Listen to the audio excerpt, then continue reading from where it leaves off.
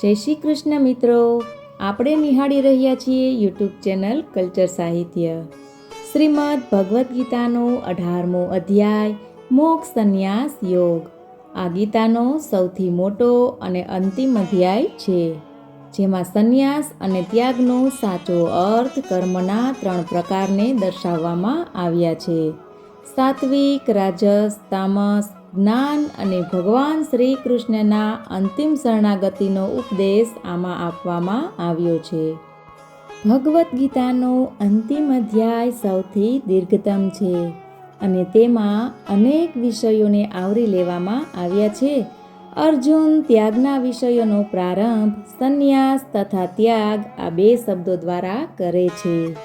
સંન્યાસી એ છે કે જે પારિવારિક જીવનમાં ભાગ લેતો નથી તથા સાધના અને અર્થે સમાજમાંથી વિરક્ત થઈ જાય છે, અને ત્યાગી એ છે જે પ્રવૃત્તિઓમાં વ્યસ્ત રહે છે, પરંતુ તે કર્મમાં ફળનો આનંદ માણવા અંગેની સ્વાર્થી કામનાઓને ત્યાગી દે છે. ભગવાન શ્રી કૃષ્ણ બીજા પ્રકારના ત્યાગ અંગે ભલામણ કરે છે.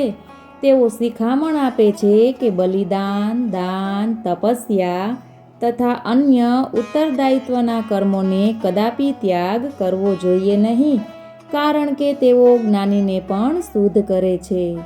કેવળ ઉત્તરદાયિત્વની દ્રષ્ટિએ તેનું પાલન કરવું જોઈએ, કારણ કે કર્મોના ફળો પ્રત્યેની આસક્તિ રહિત થઈને તે કરવા અશક્ય છે. તો ચાલો આપણે ગીતા અધ્યાય 18 એટલે કે મોક્ષ સંન્યાસ યોગને સાંભળીએ. અર્જુને કહ્યું, હે મહાભુજાઓવાળા શ્રી કૃષ્ણ, હું સંન્યાસ અને ત્યાગ આ બંનેની પ્રકૃતિ વિશે જાણવા ઈચ્છું છું.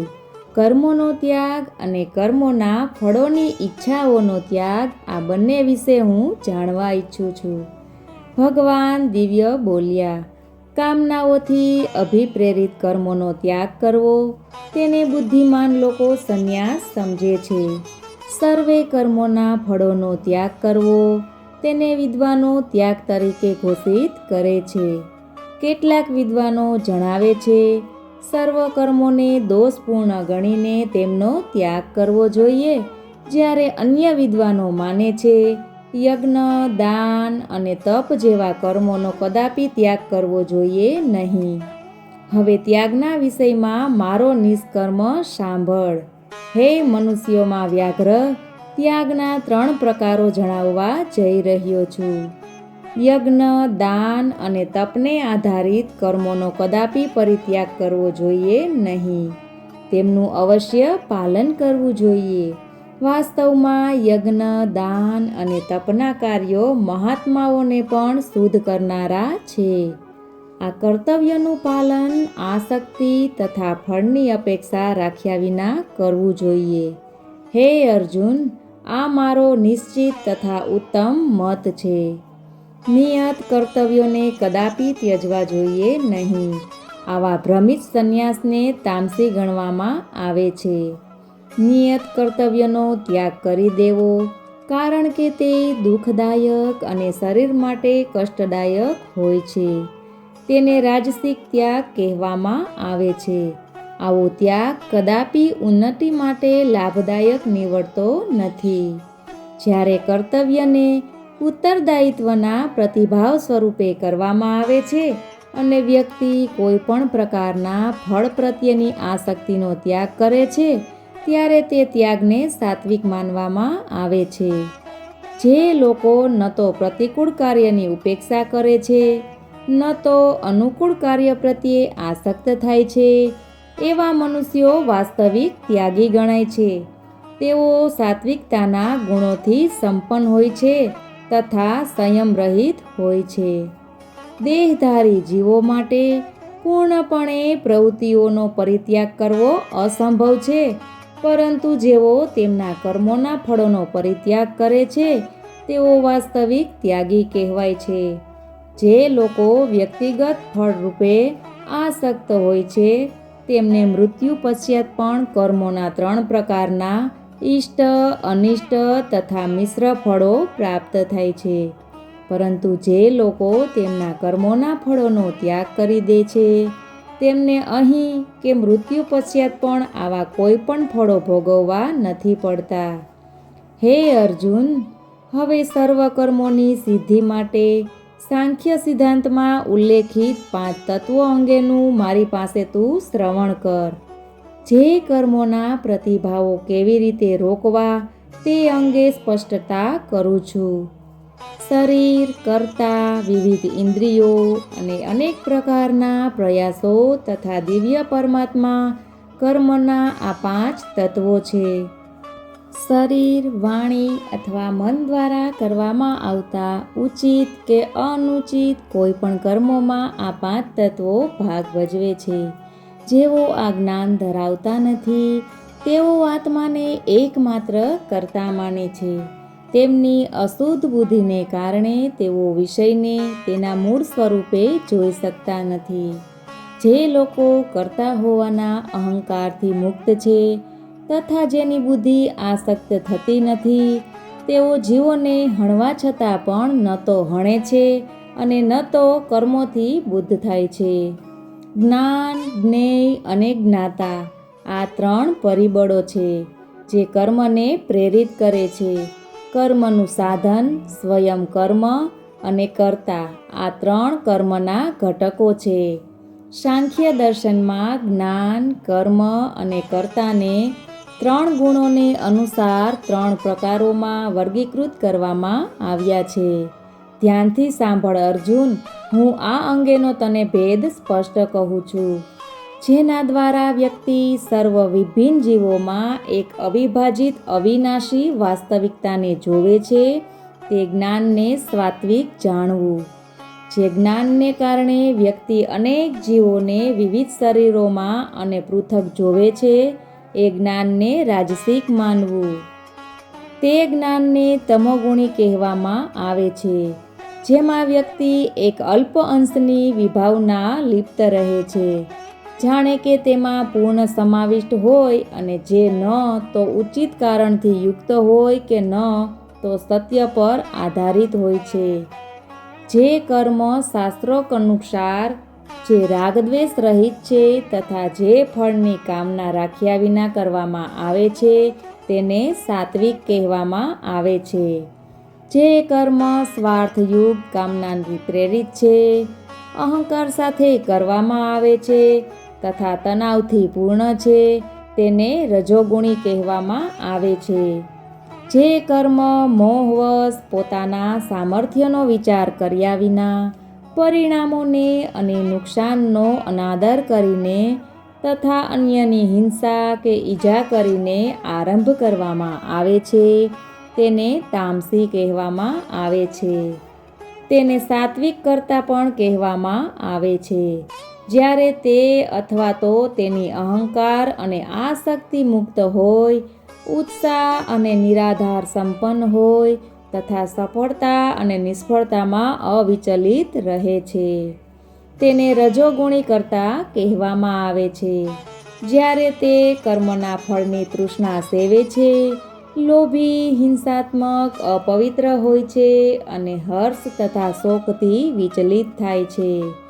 જે બિન અનુશાસિત, અભદ્ર, જિદ્દી, કપટી, આળસુ, ખીન આ બધું શિથિલ હોય છે તેને તમોગુણી કહેવામાં આવે છે.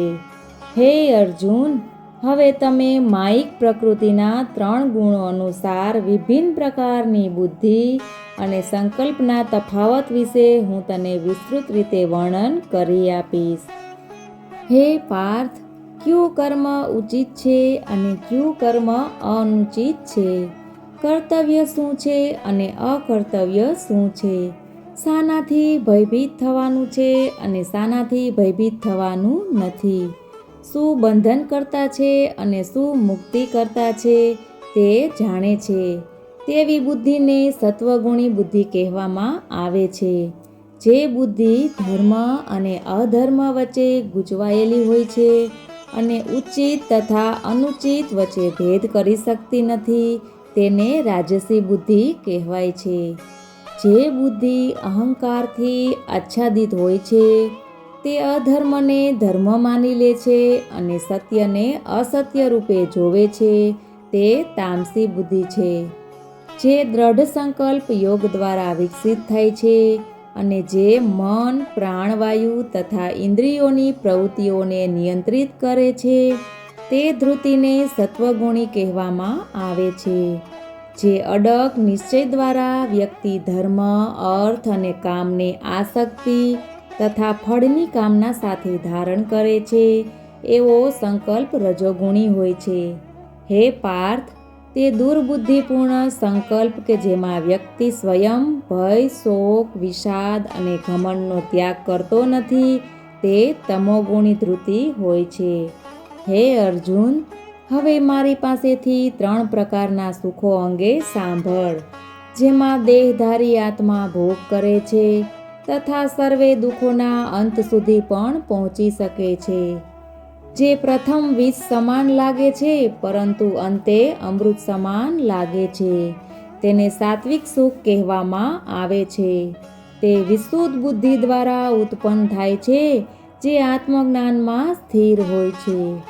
એ સુખ રાજસી ગણાય છે, જે ઇન્દ્રિયો દ્વારા તેના વિષયો સાથેના સત્સંગથી ઉત્પન્ન થાય છે. આવું સુખ આરંભમાં અમૃત સમાન હોય છે પરંતુ અંતે વિષ સમાન લાગે છે. જે સુખ આરંભથી અંત સુધી આત્માની પ્રકૃતિને આચ્છાદિત કરે છે અને જે નિંદ્રા, આળસ અને પ્રમાદમાંથી ઉત્પન્ન થાય છે, તેને તમોગુણી કહેવામાં આવે છે. સમગ્ર માયિક ક્ષેત્રમાં, આ પૃથ્વી પર કે ઉચ્ચતર સ્વર્ગીય લોકમાં કોઈ પણ એવો જીવ નથી જે માયિક પ્રકૃતિના આ 3 ગુણોના પ્રભાવથી યુક્ત હોય. હે પરમ તપ, બ્રાહ્મણો, ક્ષત્રિયો, વૈશ્યો અને શૂદ્રોના કર્તવ્યનું વિભાજન તેમના સ્વભાવ તથા ગુણોને આધારે કરવામાં આવ્યું છે. શાંતિપ્રિયતા, આત્મસંયમ, તપશ્ચર્યા, પવિત્રતા, ધૈર્ય, સત્યનિષ્ઠા, જ્ઞાન, વિદ્વતા તથા ભવિષ્યમાં વિશ્વાસ આ બ્રાહ્મણોના કાર્યો માટે આંતરિક ગુણો હોય છે.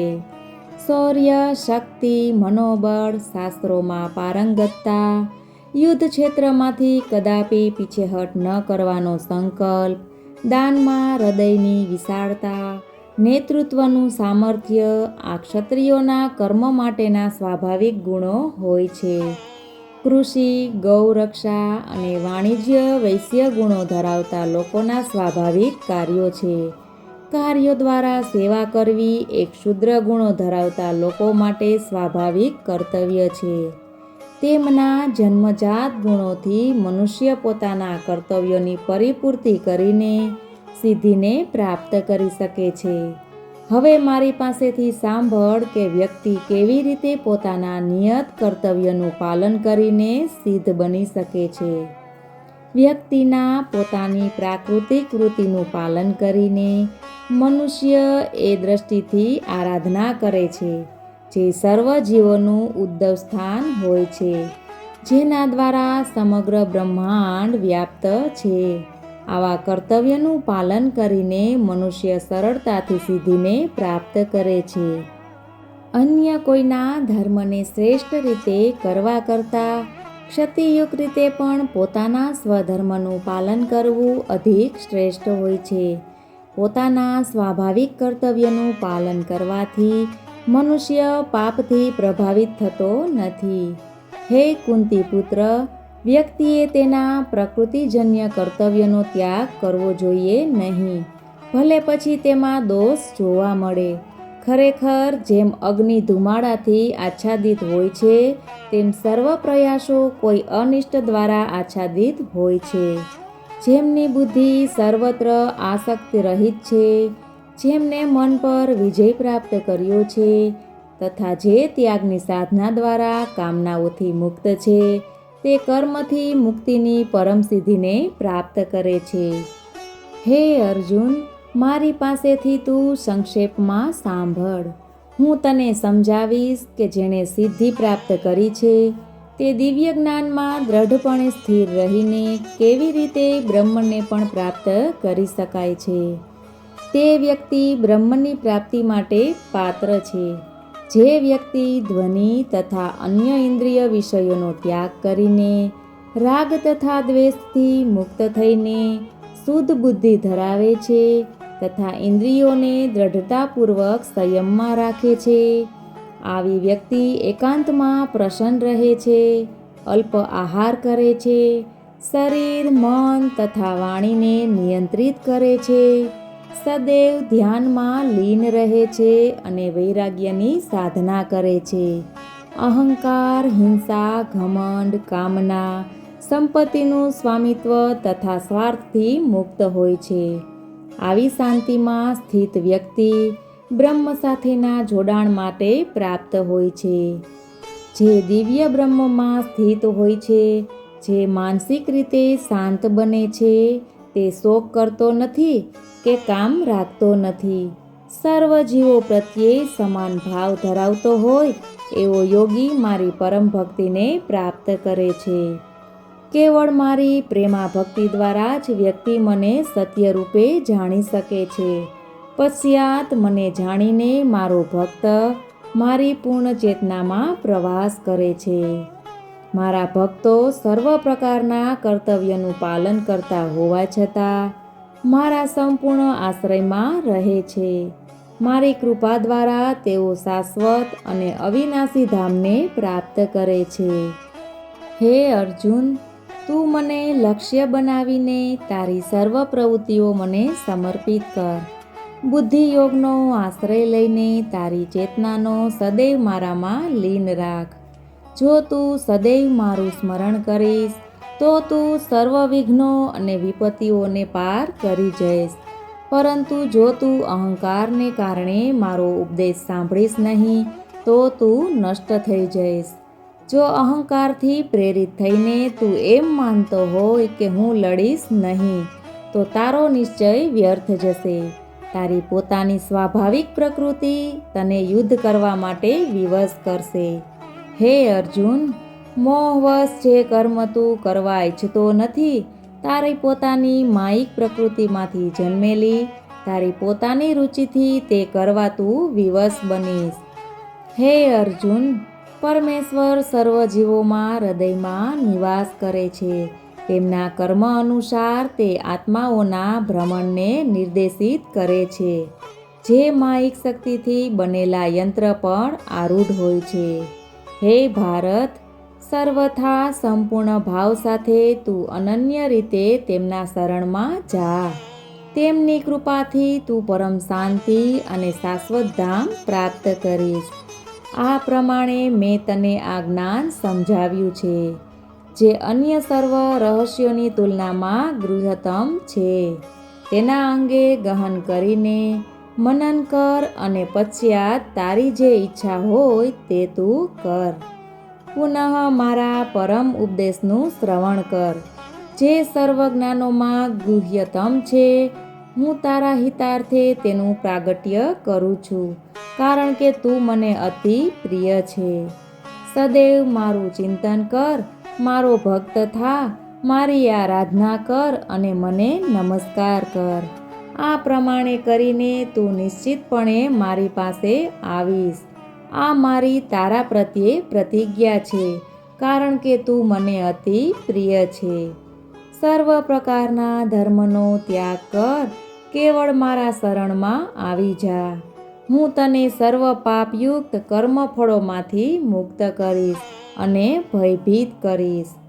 આ ઉપદેશ જે તપસ્વી નથી અથવા જે ભક્ત નથી તેને કદાપી કહેવો જોઈએ નહીં. જે લોકો શ્રવણથી વિમુખ હોય, વિશેષ કરીને જે લોકો મારી ઈર્ષા કરે છે, તેને કદાપી કહેવો જોઈએ નહીં. જે લોકો મારા ભક્તોને આ પરમ ગુહ્ય જ્ઞાનનું શિક્ષણ આપે છે, તેઓ પ્રેમનું મહાન કાર્ય કરે છે. તેઓ મારી પાસે આવશે તેમાં કોઈ સંશય નથી. તેમનાથી અધિક પ્રેમપૂર્વક સેવા અન્ય કોઈ મનુષ્ય કરતા નથી. મને આ પૃથ્વી પર તેમનાથી અધિક પ્રિય કોઈ નથી. અને હું ઘોષણા કરું છું કે જે લોકો આપણા આ પવિત્ર સંવાદનું અધ્યયન કરશે, તે જ્ઞાનરૂપી યજ્ઞ દ્વારા મારી આરાધના કરશે અને તેવો મારો અભિપ્રાય છે. જેઓ શ્રદ્ધાપૂર્વક તથા ઈર્ષારહિત થઈને કેવળ આજ્ઞાનું શ્રવણ માત્ર કરે છે તેઓ સર્વ પાપોથી મુક્ત થઈ જશે અને શુભ લોકને પ્રાપ્ત કરશે, જ્યાં પુણ્યાત્માઓ નિવાસ કરે છે. હે અર્જુન, તે મને એકાગ્ર ચિત્તે સાંભળ્યો છે. શું તારા અજ્ઞાન અને મોહ નષ્ટ થઈ ગયા છે? ત્યારે અર્જુને કહ્યું, હે અચ્યુત, આપની કૃપા દ્વારા મારો મોહ દૂર થયો છે. હું જ્ઞાનમાં સ્થિત થયો છું. હવે સંશયથી મુક્ત છું. હું આપની આજ્ઞા અનુસાર કર્મ કરીશ. ત્યારે સંજયે કહ્યું, આ પ્રમાણે મેં વાસુદેવ પુત્ર શ્રી કૃષ્ણ અને ઉમદા હૃદય ધરાવતા પૃથાપુત્ર અર્જુન વચ્ચેનો આ અદ્ભુત સંવાદ સાંભળ્યો. આ સંદેશ એટલો રોમાંચક છે કે મારા રૂવાડા ઊભા થઈ ગયા છે. વેદવ્યાસની કૃપા દ્વારા સ્વયં યોગેશ્વર શ્રી કૃષ્ણ પાસેથી મેં આ પરમ અને ગુહ્યતમ યોગ સાંભળ્યો છે. હે રાજા, શ્રી કૃષ્ણ અને અર્જુન વચ્ચેના આ અદ્ભુત તથા વિસ્મરકારી સંવાદનું હું જેમ જેમ વારંવાર સ્મરણ કરું છું તેમ તેમ હું પુનઃ હર્ષ વિભોર થઈ જાઉં છું. અને શ્રી કૃષ્ણના તે અત્યંત વિસ્મયકારક અને અદ્ભુત વિશ્વરૂપનું સ્મરણ કરીને હું અધિક અને અધિક આશ્ચર્યચકિત થાઉં છું અને હું પુનઃ આનંદથી રોમાંચિત થાઉં છું. જ્યાં યોગેશ્વર શ્રી કૃષ્ણ છે અને જ્યાં મહાન ધનુર્ધન એવા અર્જુન છે, ત્યાં નિશ્ચિતપણે અનંત ઐશ્વર્ય, વિજય, સમૃદ્ધિ અને ધર્મ રહેશે. આ મારો નિશ્ચિત મત છે. અધ્યાય 18 સમાપ્ત. શ્રીમદ્ ભાગવદ્ ગીતાનો 18મો અધ્યાય જે ગીતાશાસ્ત્રનો સાર છે. આ અધ્યાયમાં ભગવાન શ્રી કૃષ્ણએ સંન્યાસ, કર્મના પ્રકાર, ત્યાગ, જ્ઞાન, કર્મ અને કર્તાની ઉત્તમતા તથા શરણાગતિનું મહત્વ સમજાવ્યું છે, જે માનવ જીવનને મુક્તિ તરફ દોડે છે. ફળની આશા વગર કર્મો કરવા અને તે સાચો ત્યાગ છે વગેરે વિશેની જાણકારી અર્જુનને આપે છે. તો મિત્રો, ગીતા અધ્યાય 18 મોક્ષ સંન્યાસ યોગને જરૂર સાંભળવો જોઈએ અને જીવનમાં ઉતારવો જોઈએ. વિડીયોને મિત્રો લાઇક, શેર અને સબસ્ક્રાઈબ જરૂર કરજો.